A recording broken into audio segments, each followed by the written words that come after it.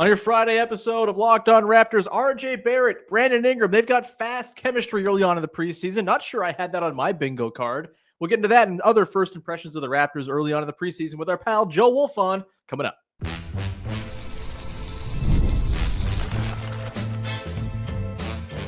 You are Locked On Raptors, your daily Toronto Raptors podcast, part of the Locked On Podcast Network, your team every day. Hey, what's going on? And welcome to another episode of Locked On Raptors, part of the Locked On Podcast Network, your team every day. It is Friday, October the 10th, and I am your host, Sean Woodley. I've been covering the Toronto Raptors now for 12 seasons on various platforms. You can find all my work over on Blue Sky. You can find the show on Instagram. You can join us in the Locked On Raptors Discord server. Come join the sickos who love to overreact to preseason basketball, baby. Link in the description of the podcast. 100% free to join as always. We'd love to see you there. And today's show is brought to you by our friends over at FanDuel. Right now, new customers can bet $5, and if your bet wins, you get $300 in bonus bets to use across the app. Head to FanDuel.com to get started. And we'll get started here with one of our favorite longtime recurring guests, Joe Wolfond, formerly of The Score. Now, our pal, hanging out, talking ball, here to talk about the preseason early impressions of the Toronto Raptors. But first, Joe, you're wearing the Jays hat. You're wearing the Jays shirt. Mariners or Tigers? Who you want? I mean, being totally honest, the answer is the Tigers. Like especially if they're going to burn Skubal in Game 5. Not burn him, but he's going to pitch in Game 5, which means he's probably not going to pitch until Game 3 of the ALCS if they advance. And that offense is just so not threatening to me. So that's what, if I'm saying, speaking from my head, that's what I'm saying is that's the team you want. If I'm speaking from my heart, who gives a Team of Destiny, man. Team of Destiny, we're going to roll whoever. I could not agree more. They did the whole bring on the Yankees, bring on the best team thing. They totally waxed them. Yes, I'm a little afraid of Big Dumper, and there's some 2022 postseason PTSD, or 2023, whatever year that hellish collapse took place in Game 2. But yeah, bring them all on. They all stink. God, I love this beautiful baseball team. Anyway, we're not here to talk about the baseball team as much as I would love for that to be the case. Go listen to Locked On Blue Jays if you haven't yet, as you get ready for the ALCS. We're here to talk about the Toronto Raptors, who are playing equally significant and high leverage sports right now. Joe, 2 games into the preseason, a close one against the Nuggets where Scottie Barnes didn't look so good, but other guys did look good.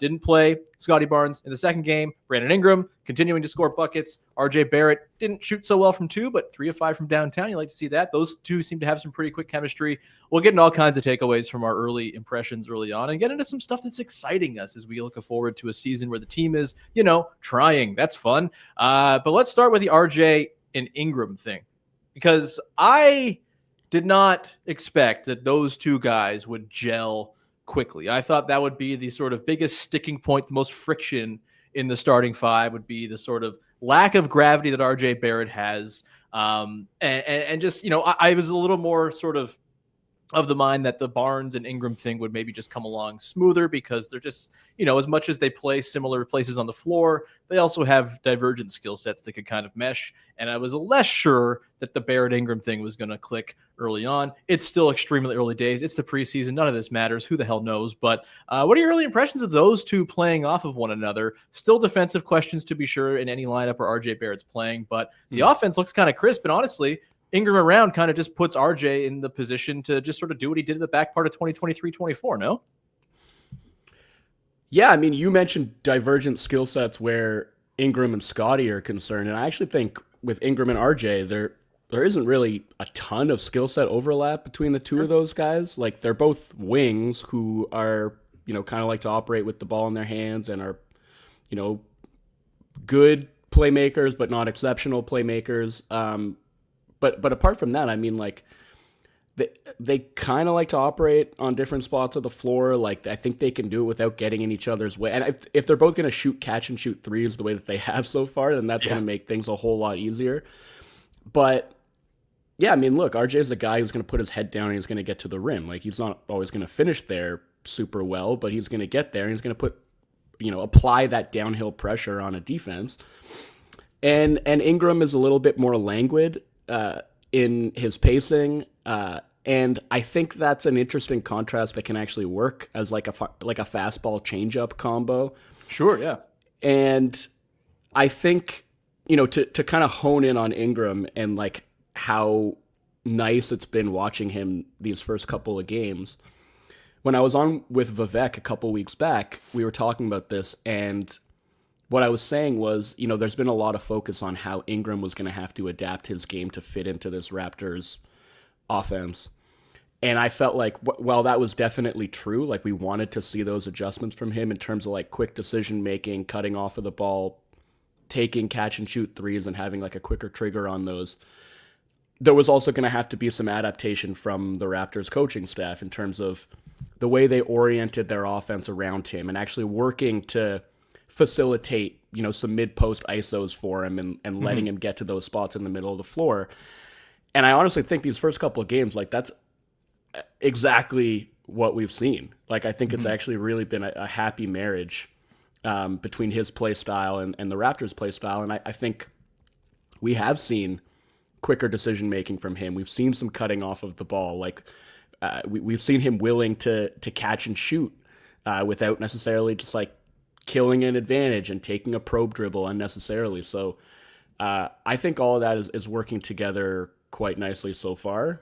And, I think really if we're talking about where people had fit concerns about the team and like the clunkiness there, I think what most people have focused on is like the 2 through 4 of RJ, Ingram, and Scotty. And I think there was a sense justifiably that there was going to be a little bit of awkwardness there. And like one of those guys at least was going to find it difficult to find his way in the offense. And I think a lot of people assumed that might be RJ. I think what we saw in the first game was that was what afflicted Scotty more than any of them. And it's, not worth overreacting to one preseason game. Obviously. No, he's bad, Joe. He's terrible. Get rid of the guy. Yeah, he's awful. Yeah. But I think it's also fair to say, like, yeah, that with the three of them out there together, that might take some figuring out. But it's definitely nice to see that there's synergy between two of those guys playing together right now.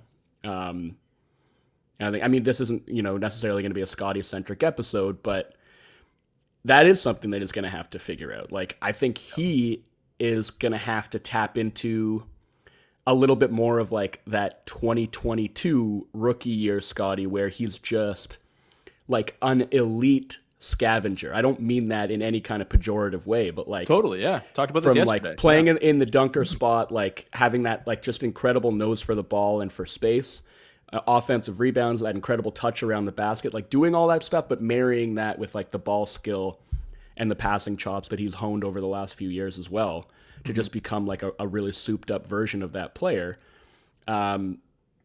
I think what disappointed me most about his first game was he just like drifted and didn't really have any sense, it seemed, of like how to kind of impose his will on the game and just played with like no force whatsoever.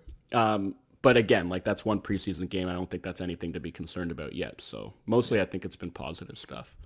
Totally. If there is an area where I think, this whole thing is going to be tested, it is like the spacing in that front court between Scotty and Poeltl, because like, if you're going to do scavenger stuff, you're probably going to want to occupy a lot of the same spaces that Poeltl occupies. And Poeltl was not on that team back when Scotty was kind of doing that stuff. We'll get into that coming up next year, Joe. I want to talk about sort of is it an elephant in the room that Jakob Poeltl's on this team and that the front court just does not have a lot of shooting juice? Is there enough on the roster to help compensate for that, to make this marriage between Ingram, this new roster, and Scotty in this new role work harmoniously? We'll get into all that coming up in just one sec.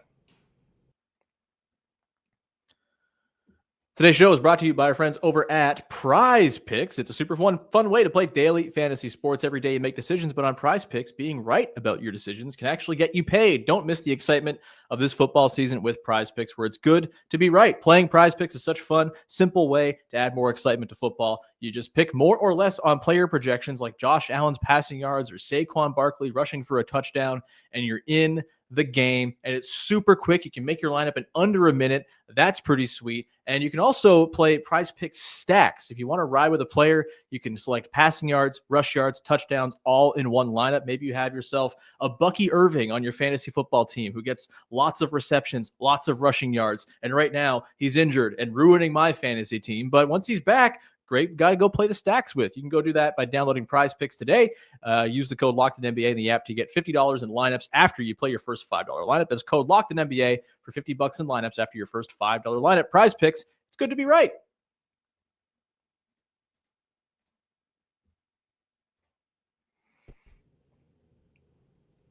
Back at it here with Joe Wolfond as we continue to dive into the shape of the Raptors offense. We might get into some defense stuff here, but I think the offense is certainly the more interesting thing that the Raptors are trying to iron out, specifically with their starting five. And this brings us to the Poeltl thing. Look, I am a Poeltl apologist. I think he's a good player. I'm glad he's on the team. I had no problem with that contract, though I know that it was sort of met with a mixed reception. But, you know, there is the very clear just the friction there of he doesn't shoot, Scottie Barnes apparently doesn't shoot, and that just makes everything a little bit more difficult. Now, I think we've seen, at least in the regular season, we've seen plenty of teams the last few years get by with two non-shooters in their starting fives, and they can make it work. You stagger your lineups, you sort of lean all into offensive rebounding and size, defense, whatever. You can tilt the scales your way and get by. And as you mentioned, like if Brandon Ingram's going to take a bunch of threes, he's taking 7 threes a game. My God, wouldn't that be lovely? If RJ Barrett's going to eagerly take his threes, it quickly can get the volume up. It probably helps mitigate the issues some, but how do you view the Poeltl thing in all of this and the fit with the starting five? You know, again, we talked about the 2, 3, 4 being the areas of note, but it might just kind of hinge on, well, the 5 spot makes it so the 4 spot's a little harder to fit, and that bleeds into everything else. How concerned are you, if at all, about Poeltl being the center of this team? And, you know, how nice is it, I guess, that they have Mamu to just come in and be the 5 if they need him, I guess? Well, I mean, off the bat, I'll say I think Mamu is like the perfect backup center for this team. He's looked great, and I think you can see how even just having like a little bit of stretch from that position can go a long way. You know, I think that the defense is kind of questionable, but like basically every backup center in the league is deficient at one end of the floor or the other. That's why they're backup centers and not starters. Thomas Bryant played in the finals last year. If ever you're worried about your backup center, just remember Thomas Bryant played in the finals. And yeah, look, I think I'm not going to say that it's not an issue. I do think that to a certain extent it's a limiting factor for this team. I've talked a lot just about 3-point volume and the challenge that this team is going to have just to get to, 35 3-point attempts per game. And a lot of that is obviously going to fall on IQ and like Ingram being able to jack up his 3-point attempt rate and then some of the guys off the bench doing the same. But in terms of like floor balance and the way that you're designing your offense, I do think there are ways to make it work a little more fluidly than it might seem like on paper. And part of that is, you know, you talked about if you want Scottie doing scavenger stuff, well then where's Poeltl going to be? But like, I mean, if you watch the Raptors offense, like their big man is at the top of the floor the majority of the time, right? Yeah. And Poeltl is a good operator from up there. He's a good passer. He's a good decision maker, and he's a really good screener. And screening, like you talk about ways to create space, like screening is a really good way to create space, and he is just by far the best screener on the team. And Collin Murray-Boyles coming for that crown, baby. I mean, we can talk about that. That dude can lay the body. Carry on. So I think if you think about kind of some of the ways that Scottie struggled in that first game, you know, there are a couple times when he tried to run a pick and roll with Ingram as a screener, right? That's an easy switch for the defense. Like they're going to switch that every single time. Yeah. And I think actually, like as a pick and roll operator, basically you want Scottie most of the time operating either like in inverted actions with somebody like quickly screening for him, or in 4 or 5 pick and rolls where Yak is the one setting the screen. And then you most of the time are going to have the 2 biggest defenders on the floor kind of engaged in that action, and you can get stuff going on the backside of that with 3 guys who can actually shoot the ball orbiting those 2. And you can do a lot of high-low stuff. And as much as, our pal Samson Folk is going to say that high-low passing is like the most overrated skill in basketball. Samson hates passes, wishes there was illegal in the sport. Yeah. Yeah. Look, I don't entirely disagree with that, but I think for this team, front court passing is a legitimate strength. Yes. And that's something that can make up for a lot. Like, interior passing is a way to mitigate poor spacing. Like, if you have guys who can see over the top of the defense, who can thread passes through traffic, you can create layups where it doesn't seem like there are actual like openings to do that, just by virtue of intuition, passing skill, obviously, but like the vision to do it and the audacity to throw those passes. And I think that's an element that this Raptors team could have. So, it's maybe not the most seamless fit in the world, but I also don't think it's like as untenable as maybe it looks on paper. Yeah, I mean, they're a talented bunch of guys, and the shooting they do have in the form of Quickly, which is like elite, high volume, on and off the ball. Ingram, I think, his percentages throughout his career have been, if not elite, borderline. And, if you can get that volume up and like early returns, hell yeah, man, taking a lot of threes. That's great. Like that makes just like, that was like the big concern, right? Is Ingram going to play ball? Is Ingram going to do the things the team needs him to do within this system to really, have an impact? And maybe we've already had that answered. Like, yeah, we'll see when you get into the grind of a season, and, if they're losing, maybe, habits change and things like that. And, you kind of fall off your good habits at some point, but I don't know, man. Maybe like he's not going to take threes. He's he's so static in what he is as a player was wrong and stupid and presumptive. And maybe he's just someone who's going to give that volume that kind of makes things work a little bit more effectively. Yeah, like that first game wasn't good.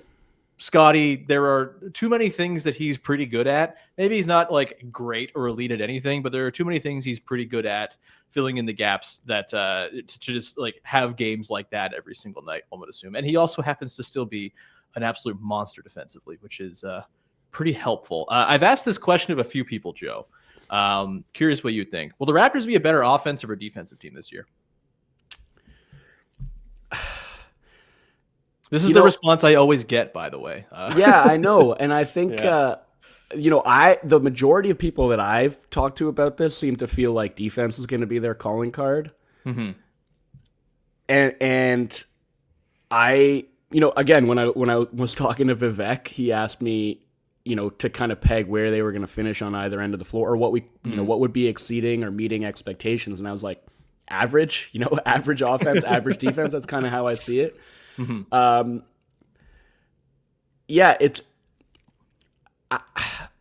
I'm inclined to say like they have more offensive talent than they do defensive talent, in my opinion.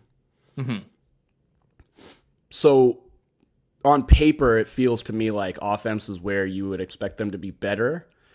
But I think in terms of the way the pieces fit, in terms of the way they're like running things schematically, there's a universe obviously in which you could see them excelling on defense and struggling on offense. And obviously the way that last season went, which to me is just like a throwaway year that you shouldn't read too much into in any way. But yeah, the way that last year went, where they were obviously atrocious offensively and then had that great run in the second half where they were like the third best defense in the league, has given a lot of people the impression that this could be like a defensive juggernaut. I don't see that for them. I think, mm-hmm. to me, in like a best case scenario on both sides of the ball, is you're sort of like creeping up toward top 10 territory. Yeah. And I'm thinking like, if I had to pick one, do I think they have a better chance of finishing top 10 in offense or top 10 in defense? I guess I'll say defense, just because they are doing stuff at that end of the floor that I think honestly is kind of crazy and reckless, but is going to like fluster a lot of teams and catch them off guard. Like they have cranked up the aggressiveness dial to levels beyond what I thought, or in some cases think, is reasonable. And I don't know if they're going to dial that down a bit when the regular season starts, but mm-hmm. They're doing this thing where like pretty much everybody on the floor, but definitely a select like few defenders, like Scotty chief among them, is just like any ball handler enters your airspace and you have license to get up in his like you jump out at him, pressure the ball, and what that turns into sometimes is just like a straight up jump switch, right? Like sometimes it's just like a double and recover or a really aggressive stunt, but sometimes it's just like, oh, you jumped out at this guy so hard that now you have to turn it into a switch. And so all of that pressure, that leads to them, they turned the Nuggets over, like 31 times, I think, in that first game. It was like 26 before things got garbage timey. It was crazy. Yeah, and then I think another 18 last night against Sacramento. So that's obviously a priority, is like forcing gobs of turnovers. And, similar to what we saw with those late Nick Nurse era Raptors teams, is like you use that as a way to cover up some of your offensive deficiencies. Where if you're creating live ball turnovers, you're out in transition and you don't have to worry about what happens in the half court. And those two ends of the floor can kind of feed off of one another. So that's obviously going to be a prime sort of directive for them. And I think there is something to the fact that if you're just taking the ball away from the other team that often, you have a pretty good chance to be a quality defense, even if you're giving up other stuff as a result. But we also should talk about the other stuff they're giving up as a result, right? Because across 2 games, they've allowed their opponents to shoot 66% from 2-point range. Right. And they've sent them to the free throw line an average of 36 times per game. So I think that's the trade-off, and that's a lot of what we're going to see. And again, that will sound familiar to anybody who watched those late Nick Nurse-era Raptors teams closely. It's like, yeah, you force a ton of turnovers, and that helps you in some ways on defense, and it helps you in some ways on offense, but there are trade-offs, and you give up a ton of corner threes, and you foul a ton, and you give up a lot of stuff at the rim, and you might get burned sometimes, and it might look like you're just running around like chickens with your heads cut off, but there's a method to the madness at the same time. So I'll say defense, but I'm not totally confident in that. Yeah, the way I look at their defense, it feels to me like a good regular season defense in that, like you said, random nights it's going to throw teams off, fluster them, and there's going to be just less sort of ability to scout what they're doing ahead of time and properly prepare, because that's how the regular season goes. It's a grind. And if you're this sort of weird hyper effort team that just really gets up in people's business all the time like that, like trying really hard in the regular season, it is an advantage. It's going to win you extra games, and it's going to improve your defensive standing and make you look maybe better than your talent. In the playoffs, yeah, like they're going to have sore spots that are going to get picked at, and that's going to be more of a challenge. But get me there first. We'll worry about that problem when it becomes a problem worth worrying about. And with the defense too, no Jakob Poeltl. He helps with some of that backline rim protection and cleaning up the messes. Same with Scottie, right? Like as much as Scottie is stunting and trying to force steals all the time, he's also there as a help side rim protector and will help, I think, some of those things that seep through the hyper aggression to the point that, yeah, like I think I like that they have a thing they're trying to do on defense. And to me, it feels a little bit less reckless than the Nick Nurse defenses felt, because that felt like desperation. That felt also just like we're compromising our position so badly every time we send 2 to the ball and need to recover. Like it doesn't quite feel that intense. It's way more like aggression in one's shirt as opposed to aggression just like sending everyone to the ball and then recovering on the back end. But yeah, like it's like you said, there are trade-offs to everything, right? And the same goes for if you're playing a more laid-back defense. You're not going to force turnovers. You're not going to stoke your offense with transition opportunities. And I want to get into the transition stuff, and we'll get into some things that we're excited to watch with this team. And one of them is transition, because this team runs a ton. And last year, they sucked at scoring on the run. We'll see if they can bounce back. We'll talk about that and some other stuff that we're intrigued to watch as the preseason progresses and the season draws near with our pal Joe Wolfond coming up in a sec.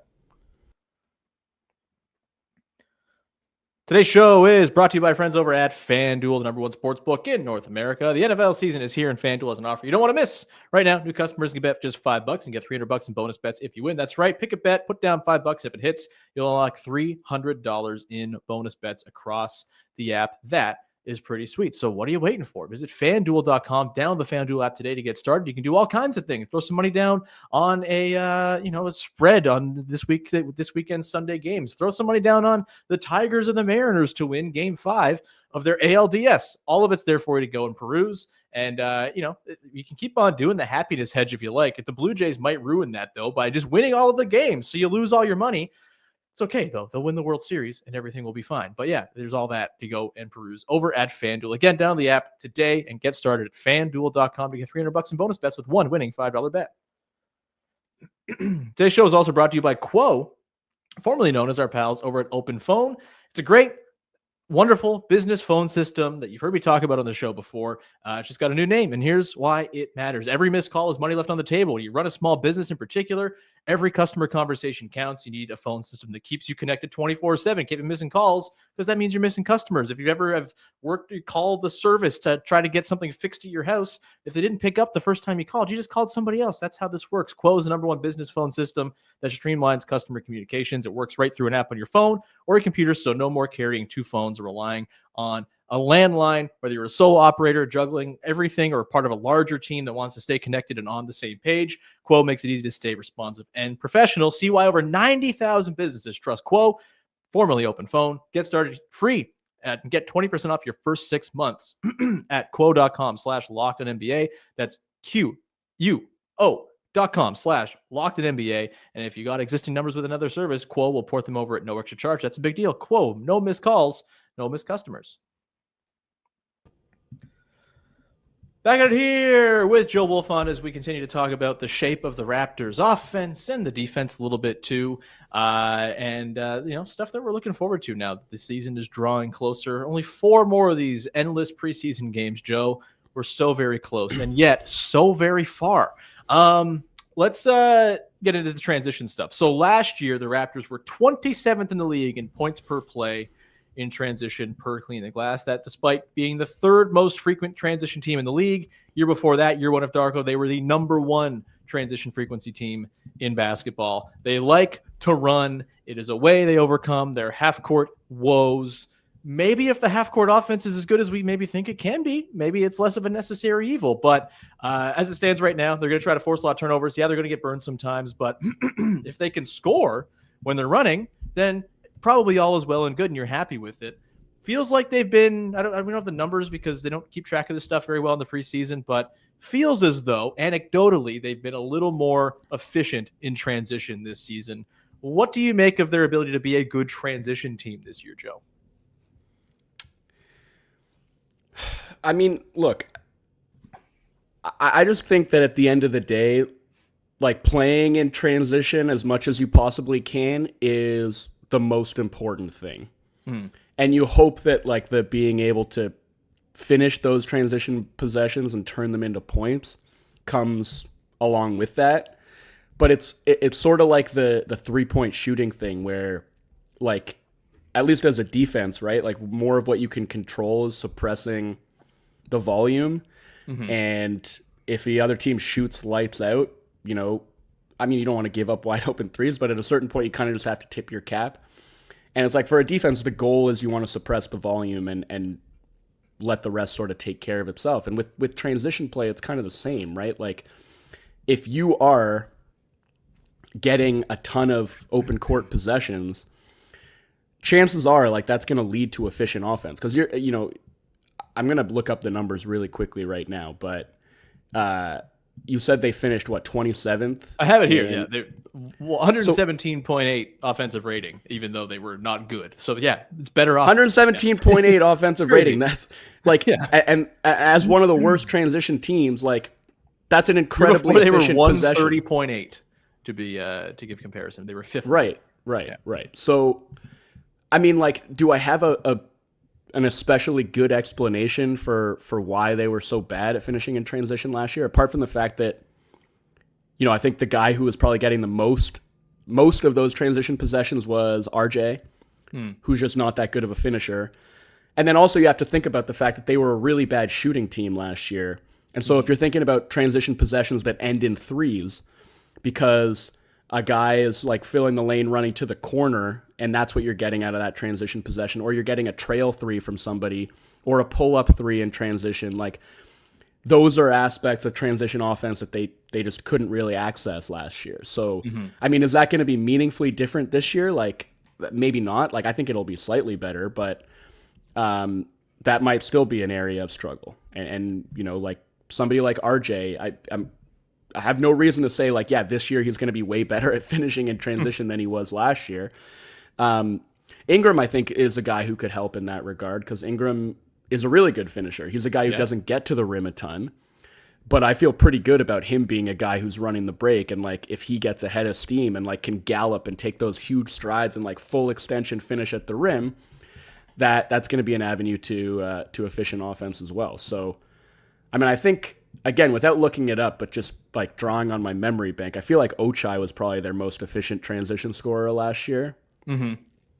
And so, you know, he's a guy that I definitely feel good about being involved in those possessions. But again, I would just say like the most important thing is just creating them in the first place. And I think one thing that has really stuck out in watching these first couple of games is not just their ability to like create those sort of traditional transition possessions, but just very clearly the emphasis has been on pace in any circumstance. Running off of misses, running off of makes, just getting the ball across the timeline in like 2 or 3 seconds and getting into their offense super early. To the point, like there have been times where they've like jacked up a really early shot where I'm like, you know, tone it down a bit. Sure, yeah. But that's obviously been an emphasis. And it's like, you know, there are these things where you can usually see trends start to like catch on and snowball, right? And a lot of times, like what happens in the previous postseason informs the way a lot of different teams play in the following year. Yeah. And if you watch last postseason and the teams that made it to the finals, those are teams that are doing that, getting into their offense early, playing extreme pressure defense, you know, playing deep rotations so that they can keep guys fresh to play that, you know, high wire style without getting burned out. I think the Raptors are kind of trying to jump on all of those trends. You know, winning the possession battle, like all that stuff, I think is sort of a focus for a lot of teams around the league, and that's clearly something the Raptors are placing a big emphasis on. Yeah, like they are going. It's Jamal Shed feels like he's just like at a full sprint at all times when he has the ball. You know, again, you can rein it in a little bit here and there. You know, find your spots to really press the gas, but it's clearly directive. You know, it was instant. You know, you could to notice it the very first game. Scotty, IQ, you know, RJ just like hit aheads. Like you get those outlets up quick. Ball moves faster than people. If you get your people down before all the other people are down, it's easier to score baskets. Like again, it's a pretty simple concept, but yeah, it's nice to see that they've always been a team that likes to run, but it seems as though they're not just going to lean on steals to be the sort of igniter of their run game, which is nice. Let's quickly. I just wanted to like get your thoughts on stuff that's exciting you about this season, Joe. You know, you're someone who I think a couple years ago you were one of the more sort of skeptical in the Raptors sphere on sort of the direction of the team. It seems as though you're feeling all right about where things sit today compared to a couple years back. Yeah, like what's something that like maybe we haven't talked about here today? Something that's under the radar, something you're just like, yeah, I'm super into this already. I'm down to watch more of this. I don't know how under the radar it is after last night's game, but like Collin Murray-Boyles, just he's awesome. I think I'm really excited to see what his rookie season looks like, how much playing time he can carve out, and like what kind of role he carves out.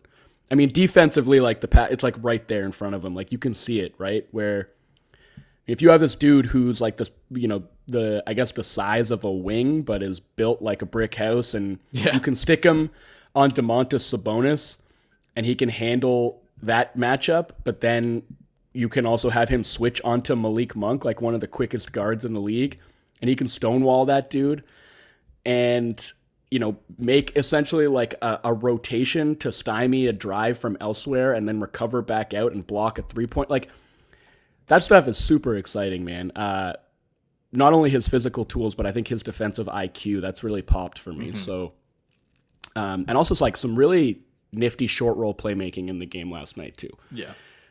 All of that stuff makes you feel like if you are having trouble figuring out your center rotation, if one of those guys is unavailable, if you want to play a little smaller, he can work as a small ball 5 in certain lineup iterations for sure. Yeah. Excited about that. And then more broadly, look, I immediately, like when you started to see this team take shape, because you knew how much money was going to be tied up in the starting 5. Yeah. And you could see that the bench was basically all going to be made up of rookie scale guys. Mm-hmm. You know, the immediate thought that I had was like, could this be, you know, this iteration of like the 2018 bench mob, right? Like, yeah, which was more or less the same thing, just all rookie scale guys kind of popping at the same time. And that's a fanciful comparison. You know, that's like a little pie in the sky. Like comparing a bench full of rookie scale guys to the 2018 bench mob is like comparing any big man who can pass to Nikola Jokic. Like it's not, you usually just shouldn't make that comp, but I'm pretty excited to just see like what this group of young bench dudes can do. And on top of CMB, like I'm pretty excited about Jacoby. Looked damn good last night, man. Yeah, man. That pull-up 3 he hit kind of like in the corner there, like a little snatch back. That was slick. Love to see more of that from him. Another player who I think just has like really solid defensive IQ, like knows how to play the game. Curious to see what the season looks like from Grady. Kind of like a big season for him. Like I'm not going to say make or break season, but like an important season in his developmental arc for sure. And Shed, all the things we've talked about, like he is sort of in the same way that like Ernie Clement kind of embodies like the way that the Blue Jays play. Like Jamal Shed is like all the things that the Raptors are trying to do at like both ends of the floor. He is almost like the archetype of like, 94 feet of pressure, just like playing 110%, like full pace all the time. I think there's a lot to be intrigued about and be excited about in terms of the guys who are going to be coming off of that bench.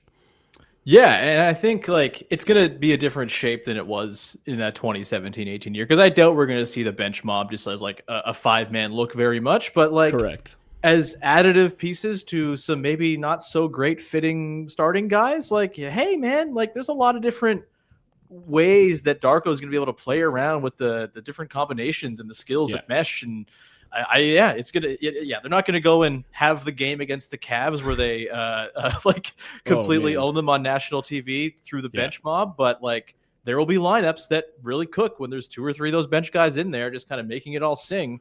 Well, and just to like tie like these two kind of conversation points together, like the one we started with talking about Ingram and RJ. Yeah. If we are going to see those stagger patterns, which I think Darko said, like he wants to keep 2 starters on the floor basically all the time. Yeah.